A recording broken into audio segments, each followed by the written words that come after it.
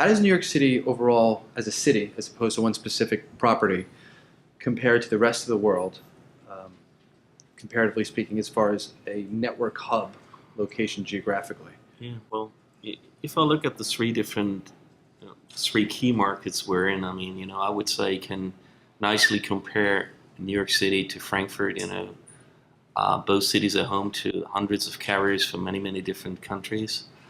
And from a interconnection standpoint, that is good because, it supplies a lot of choice to other stakeholders in that market. So ultimately it all comes down to choice if you want to buy a cost-efficient quality service. If you look at Dubai, it's slightly different. Very few carriers, hard and expensive to get to from a network perspective. However, the good news for Dubai, and that is true for many other emerging markets in the Gulf region, they typically run fiber to every single building that has been built over the last 5, 6, 7 years. So they have great last mile capabilities. Well, yes, they do not have an awful lot of choice because it's really just two carriers in the country, but the infrastructure is in place, and it's in place almost everywhere. And that is a challenge that we look at in both Frankfurt and New York, that it's not too bad when it comes to the number of carriers, when it comes to the interconnection between the different carrier hotels. All that infrastructure is there, it could be used. You have a number of different fiber suppliers that interconnect those facilities. We're in downtown, a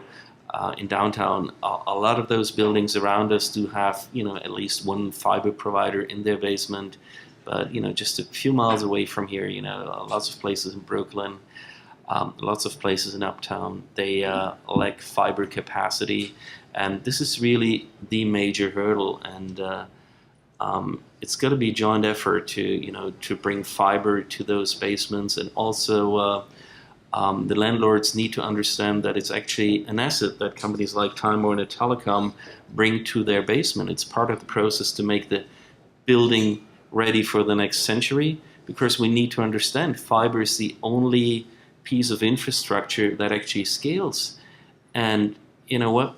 Now you could say, well, 10, 20 meg connectivity, that's standard, that's commodity. I mean, 20 years ago, we were looking at 56 kilobits. So look at that growth in access speed. Where would that take us? In 10 to 20 years from now on, we'll have 10 to 20, maybe 30 gigabits per household. People are typically looking at me, telling me, well, what would you possibly do with that? And I'll look at them and say, well, you know what? When we were on a 56 kilobit modem connection on good days, otherwise it was only 33 kilobits per second. We never thought that we would have Apple TV boxes and HD streaming. We wouldn't think that there are platforms like Netflix, or that my kids really love video conferencing through Skype with grandma and granddad. So that's changing, and we need to understand most of the stuff that's in the ground today, it'll be worthless in a couple of years from now and so on. We really need to focus on rolling out fiber into every single building in this metro, because it's our digital backbone. Without that digital backbone, you can't even make a credit card payment. So, right. We should be aware of that. That's an important point, because from an end user point of view, and so just from a point of view of background, I run business continuity and crisis management for DTCC.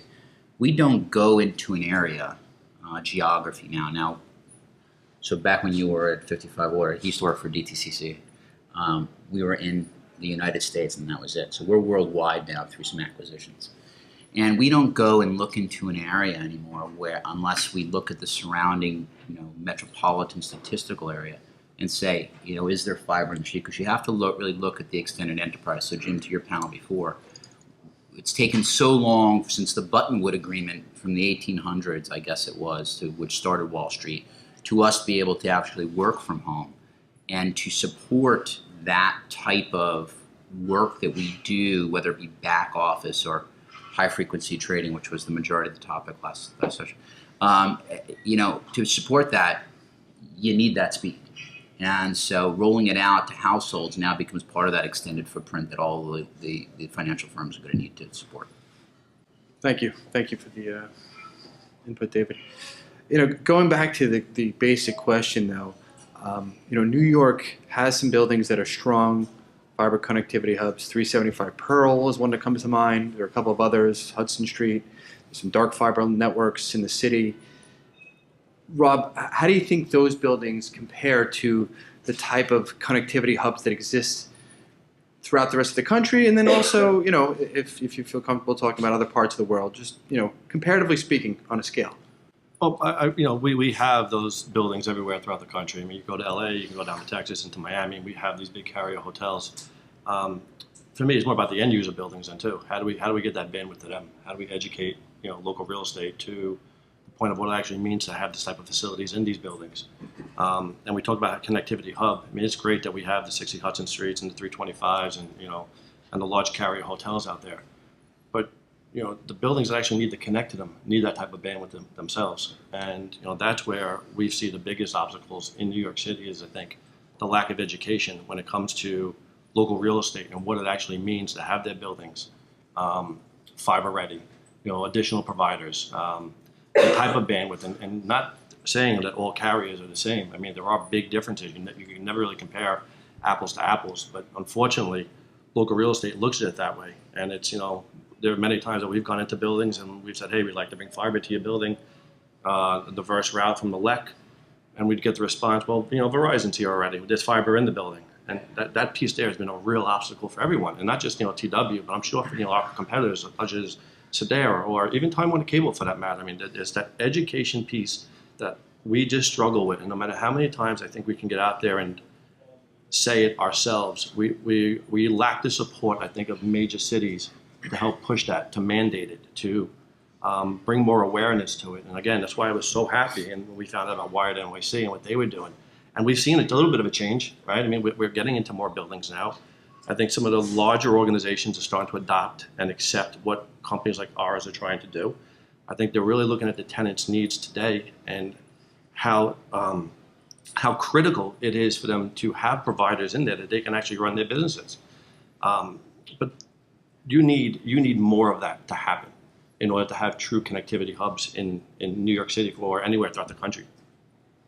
So Rob, on your point of where we're trying to get to, and the other buildings having fiber to connect to the connectivity hubs or the carrier hotels, do you see the local and regional government as supporters of this, or maybe not supporters, or just ambivalent?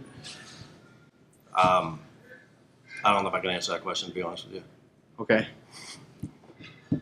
So jumping over to Phil, because I think Rob made a couple of points specifically about the other buildings that are not lit, that are not specifically the hubs, but the hubs need to have access, or those buildings need to have access to the hubs for the hubs to be of value.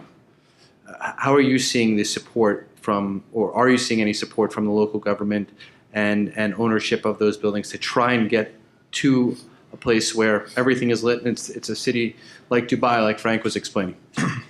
I think we're slowly getting there. I think Rob touched on the education piece, and there's a lot of education that needs to start and continue to go on in New York City. From our standpoint, a lot of it actually stems from the broker side. So who are the people that are advising the landlords on what's going on in the marketplace? What are tenants looking for? What are businesses looking for?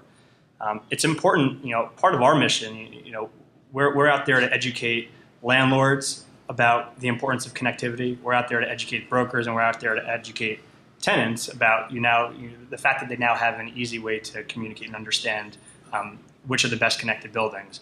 But it's a multi-tiered approach. If we could educate the brokers and have them understand why this is important, Rob used the word utility before.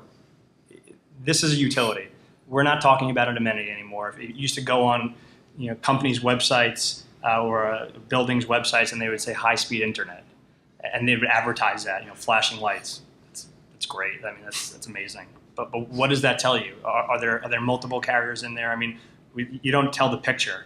They'll talk about all the lobby renovations that they've done. And they'll talk about their HVAC and everything like that. But from a line item perspective, tenants are moving into buildings today, and they're asking, what are the rents? They want to be in a good location. And then after that, it's, how can I connect? And what kind of providers are in the building?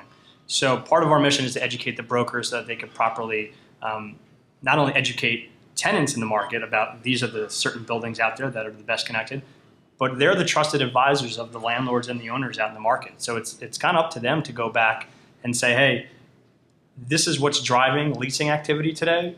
We need to be connected. We need to have multiple providers. So we're educating the brokers. We're out there educating landlords as well. I probably don't have to convince anyone in this room or anyone on this panel that the real estate community is in the dark ages as it relates to technology and innovation. It is what it is. They're the forward-thinking people. The Rudin family, families like that are, the more the better. Light up my building. And there are others that say, well, my building's in a good location and I have a full building. I don't need to continue to add more providers. I have 2. No one's complained yet. That's fine. But they're going to see in time, they're going to fall behind. The guy across the street is going to have, the fancy tech company or the media company coming in, and they're going to be envious that they're getting $65 a square foot, and themselves they're getting $54 a square foot. So, I think there's a really big education piece that really has to go on in the market. We're excited about what we're doing here at Wired NYC. We think we're making it a little easier on people like Rob that are going into buildings now and not having to pay fees because buildings are interested in getting a higher rating. They want their Wired score to be gold or platinum. So instead of saying, okay, Rob, well, you're going to come into my building, you're going to pay me $1,000 a month, they're saying, you know what? I want to get my building to platinum. Come into the building. That'll help my score. That'll help my marketing. That'll help increase the value of my properties. So I think they're starting to get it, but I think we're a long ways away.